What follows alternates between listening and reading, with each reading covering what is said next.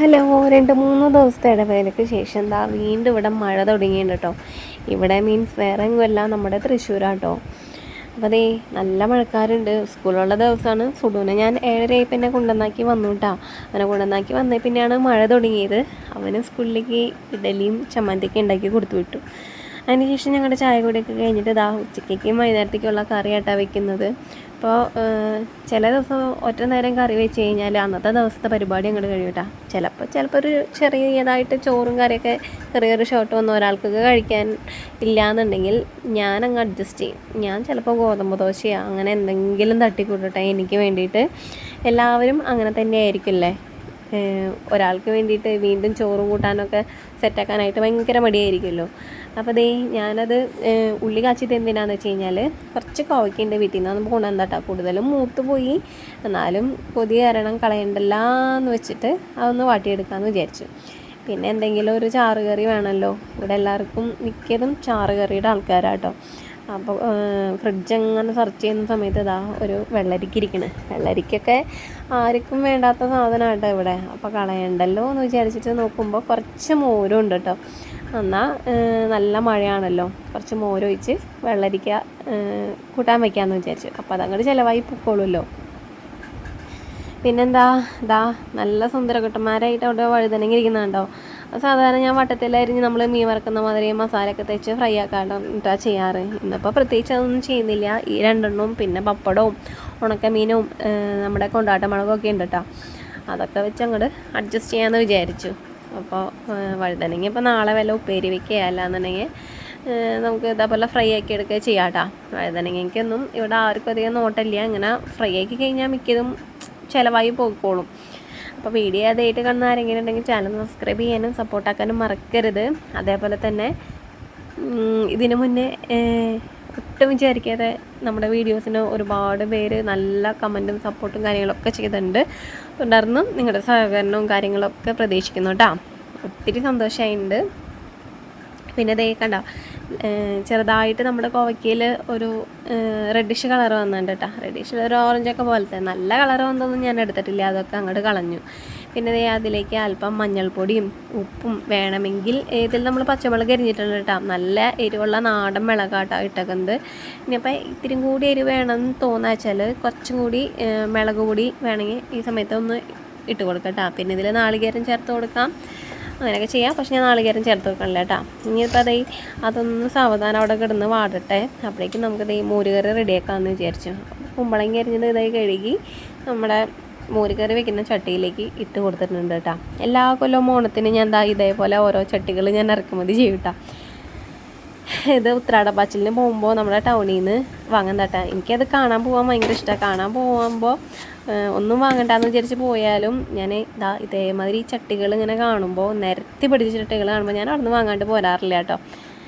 അപ്പോൾ ആരൊക്കെ ടൗണിലേക്ക് അങ്ങനെ ഓണത്തിനൊക്കെ ഉത്രാടപ്പാച്ചിലിന് വരാറുണ്ടെന്നൊന്ന് കമൻറ്റ് ചെയ്തേക്കാം കേട്ടോ. പിന്നെ ഈ ലേശം മഞ്ഞൾപ്പൊടിയും അതേപോലെ തന്നെ മുളക് പൊടിയും ആവശ്യത്തിന് വെള്ളം ഒഴിച്ച് ഒരു പച്ചമുളകായിട്ട് ഇട്ട് കൊടുക്കുന്നത്. നാടൻ മുളകായി കഴിഞ്ഞാൽ നല്ല എരിവ് ഉണ്ടായിരിക്കും, അത് കാരണം ഒരെണ്ണമായിട്ട് എടുക്കുന്നുള്ളൂ.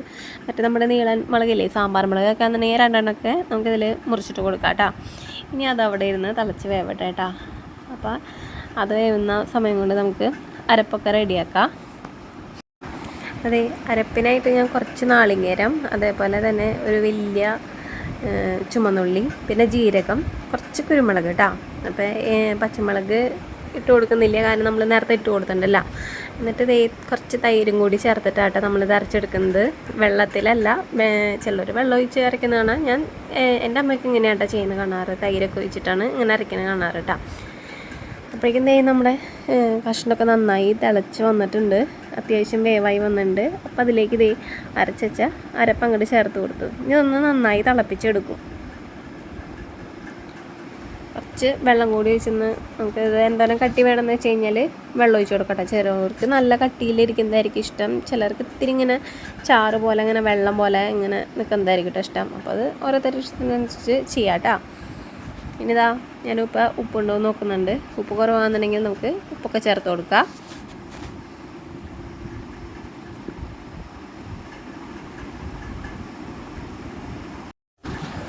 പിന്നെ ഇതാ നമ്മുടെ കറി ഇടയിൽ തിളച്ചൊക്കെ വന്നപ്പോൾ ഞാൻ ഇളക്കിയൊക്കെ കൊടുത്തിട്ടുണ്ട്. ഇപ്പോൾ ഈ സിമ്മിലിട്ടേക്കട്ടെ, അതായിട്ട് ഇങ്ങനെ തിളകുന്നുണ്ട്.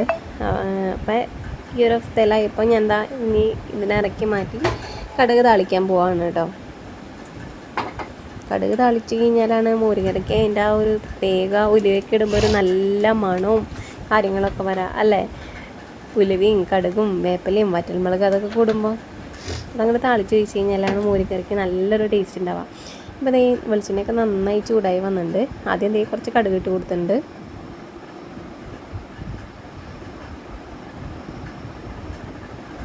ഇനി ഇതാ കടുക് പൊട്ടി വന്നപ്പോൾ കുറച്ച് ഉലുവയും കൂടി ചേർത്ത് കൊടുത്തിട്ടുണ്ട് കേട്ടോ.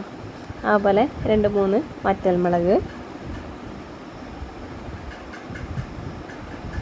കുറച്ച് കറിവേപ്പിലയും കൂടി ചേർത്ത് കൊടുക്കാം. നല്ല സൂപ്പർ സ്മെല്ലാട്ടോ ഈ താളിക്കുന്നതിൻ്റെ. എനിക്ക് ഭയങ്കര ഇഷ്ടം ഈ താളിക്കുന്നതിൻ്റെ ഒരു സ്മെല്ല്. അപ്പം നിങ്ങളുടെ ഫേവറേറ്റ് കറി ഏതാണെന്നൊന്ന് കമൻറ്റ് ചെയ്തേക്കാട്ടോ, എല്ലാവരും ചോറ് കൂട്ടി കഴിക്കാനായിട്ട്. അങ്ങനെ ഈ താളിച്ചത് നമ്മുടെ കറിയിലേക്ക് ഒഴിച്ച് കൊടുത്തിട്ടുണ്ട്. അങ്ങനെ നമ്മുടെ മോര് കറിയുടെ പരിപാടി ഇവിടെ കഴിഞ്ഞിട്ടുണ്ട് കേട്ടോ. ഇനി അത് ഒന്ന് ഇളക്കി മിക്സാക്കി കൊടുക്കാം.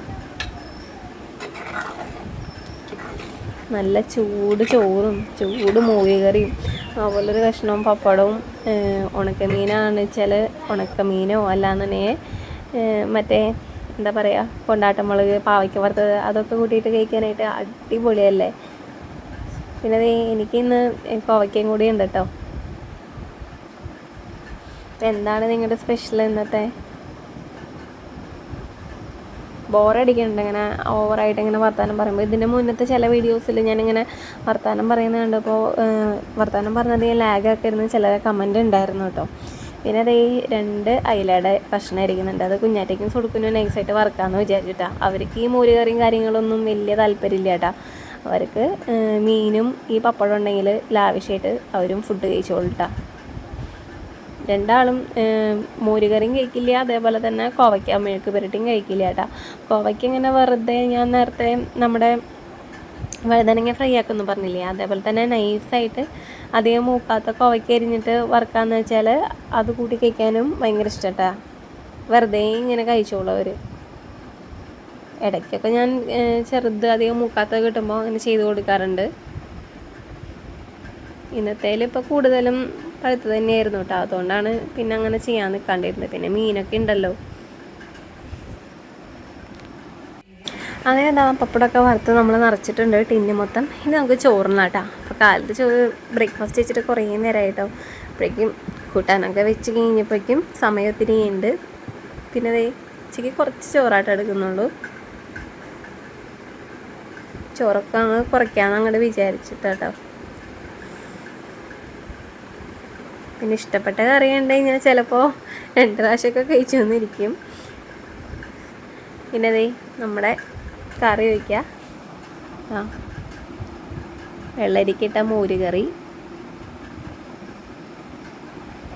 ഇനി കുറച്ച് നമ്മുടെ സ്പെഷ്യലൊന്നല്ല, എൻ്റെ ഇഷ്ടപ്പെട്ട സാധനം കേട്ടോ. അതുകൊണ്ടാണ് ഞാൻ അങ്ങനെ പറഞ്ഞത്. കോവയ്ക്കും പിന്നെ നമ്മൾ പപ്പടം വറുത്തതും അച്ചാറും കൊണ്ടാട്ടമുളകും വെച്ചിട്ടുണ്ട്. അപ്പോൾ നോൺ ഇഷ്ടമുള്ളവരാണെന്ന് വെച്ചാൽ ഓരോ മുട്ട പൊരിച്ചതോ അല്ലാന്നുണ്ടെങ്കിൽ മീൻ വറുത്തതൊക്കെ വെക്കുക.